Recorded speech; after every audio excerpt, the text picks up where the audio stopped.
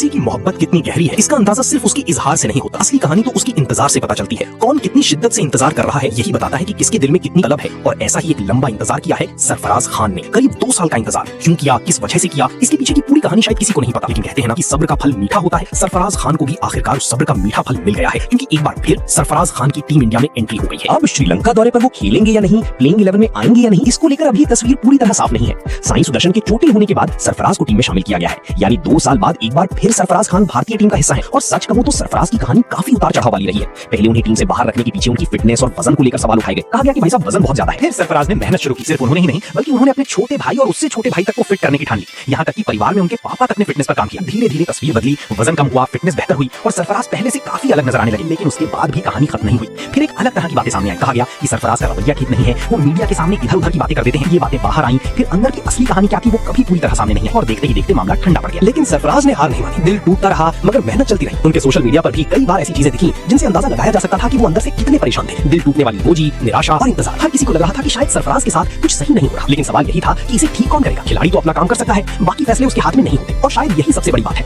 कि इंसान को अपना काम करते रहना चाहिए। ऊपर वाला सब देख रहा होता है। सरफराज ने भी यही किया और आखिरकार ऊपर वाले ने भी उनकी मेहनत देखी। कुछ ही दिन पहले जब उनके इंस्टाग्राम पर दिल टूटने वाली स्टोरी की चर्चा हो रही थी, तब लोग सवाल कर रहे थे कि क्या सरफराज खान की कहानी अब खत्म हो गई है, क्या टीम इंडिया के दरवाजे उनके लिए बंद हो चुके हैं। और आज वही सरफराज खान दोबारा भारतीय टीम में वापसी कर रहे हैं। लेकिन सरफराज ने हार नहीं मानी, दिल टूटता रहा, मगर मेहनत चलती रही। उनके सोशल मीडिया पर भी कई बार ऐसी चीजें दिखी जिनसे अंदाजा लगाया जा सकता था कि वो अंदर से कितने परेशान थे। दिल टूटने वाली इमोजी, निराशा और इंतजार। हर किसी को लग रहा था कि शायद सरफराज के साथ कुछ सही नहीं हो रहा। लेकिन सवाल यही था कि इसे ठीक कौन करेगा। खिलाड़ी तो अपना काम कर सकता है, बाकी फैसले उसके हाथ में नहीं होते। और शायद यही सबसे बड़ी बात है कि इंसान को अपना काम करते रहना चाहिए। ऊपर वाला सब देख रहा होता है। सरफराज ने भी यही किया और आखिरकार ऊपर वाले ने भी उनकी मेहनत देखी। कुछ ही दिन पहले जब उनके इंस्टाग्राम पर दिल टूटने वाली स्टोरी की चर्चा हो रही थी, तब लोग सवाल कर रहे थे कि क्या सरफराज खान की कहानी अब खत्म हो गई है, क्या टीम इंडिया के दरवाजे उनके लिए बंद हो चुके हैं। और आज वही सरफराज खान दोबारा भारतीय टीम में वापसी कर रहे हैं। मेरे लिए भी ये अच्छी खबर है, क्योंकि कुछ दिन पहले जब उन्हें टीम में जगह नहीं मिली थी, तब काफी चर्चा थी कि आखिर सरफराज खान को लगातार नजरअंदाज क्यों किया जा रहा है। खिलाड़ी के तौर पर सरफराज कभी खराब नहीं रहे। उन्होंने घरेलू क्रिकेट में लगातार रन बनाए हैं और जब भी उन्हें मौका मिला है अपनी बल्लेबाजी की काबिलियत दिखाई है। खास तौर पर भारतीय और एशियाई परिस्थितियों में उनका रिकॉर्ड और उनका खेलने का तरीका काफी प्रभावी रहा है। लेकिन उनके बारे में एक धारणा भी बनाई गई कि सरफराज सिर्फ देसी पिचों के बल्लेबाज हैं और विदेशी परिस्थितियों में उन्हें दिक्कत होती है। ये पैमाना आखिर तय किस आधार पर किया गया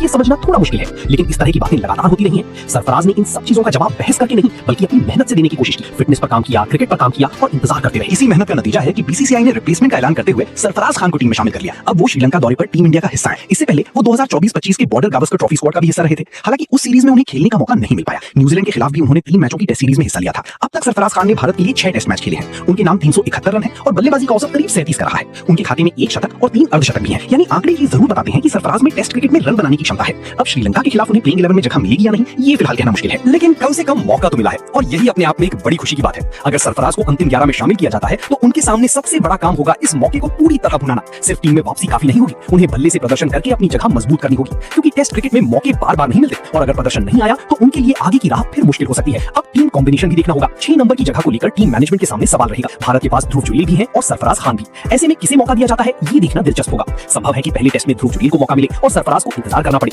ऐसा भी हो सकता है कि मैनेजमेंट सीधे सरफराज को प्लेइंग 11 में उतार दे। बाकी बल्लेबाजी क्रम पर नजर डालें तो यशस्वी जायसवाल और केएल राहुल ओपनिंग की जिम्मेदारी संभाल सकते हैं। शुभमन गिल ऊपर के क्रम में नजर आएंगे और देवदत्त पडिक्कल को भी मौका मिल सकता है। इसके बाद सवाल आता है कि ऋषभ पंत के बाद 6 नंबर पर कौन उतरेगा। यहीं पर सरफराज और ध्रुव जुरेल के बीच मुकाबला देखने को मिल सकता है और शायद यही इस दौरे का एक अहम सवाल भी होगा। आपको क्या लगता है, क्या सरफराज खान की ये वापसी सिर्फ स्क्वाड तक सीमित रहेगी या उन्हें सीधी प्लेइंग 11 में मौका दिया जाएगा? क्या उनकी मेहनत और लगातार इंतजार का जवाब अब उन्हें मैदान पर खेलने के रूप में मिलेगा, या फिर ऐसा होगा कि टीम में शामिल तो कर लिया जाएगा लेकिन खिलाया नहीं जाएगा और कुछ समय बाद धीरे धीरे बाहर कर दिया जाएगा। क्रिकेट में ऐसी कई उदाहरण देखने को मिले हैं जहां खिलाड़ियों को स्क्वाड का हिस्सा बनाया गया लेकिन मैदान पर मौका नहीं मिला और बाद में वो टीम से बाहर हो गए। इसीलिए सरफराज के लिए सिर्फ टीम में जगह बनना आखिरी मंजिल नहीं है। असली वापसी तब मानी जाएगी जब वो प्लेइंग 11 में आएंगे और अपने बल्ले से जवाब देंगे। हालांकि आजकल चीजें काफी तेजी से बदल रही हैं। अगर श्रेयस अय्यर को एक रात में कप्तानी की जिम्मेदारी मिल सकती है तो सरफराज खान को भी अचानक प्लेइंग 11 में जगह मिल सकती है। ये पूरी तरह संभव है कि टीम मैनेजमेंट उन्हें सीधे मौका दे और कहीं अब अपनी काबिलियत मैदान पर दिखाओ, क्योंकि बात कभी भी उनकी प्रतिभा की नहीं, टैलेंट उनके अंदर पहले से मौजूद था। जरूरत थी तो सिर्फ मौके की, भरोसे की और सही समय की। सरफराज ने अपना हिस्सा निभाया है, मेहनत की, फिटनेस पर काम किया, इंतजार किया और अब 2 साल बाद फिर टीम इंडिया का दरवाजा उनके लिए खुला है। अब देखना सिर्फ इतना है कि ये दरवाजा उनकी ड्रेसिंग रूम तक ले जाता है या सीधे मैदान तक, क्योंकि इंतजार की कहानी तभी पूरी होगी जब सरफराज बल्ला उठाकर मैदान पर उतरेंगे और अपने प्रदर्शन से सबको जवाब देंगे। बाकी अब फैसला टीम मैनेजमेंट का है, देखते हैं आगे क्या होता है।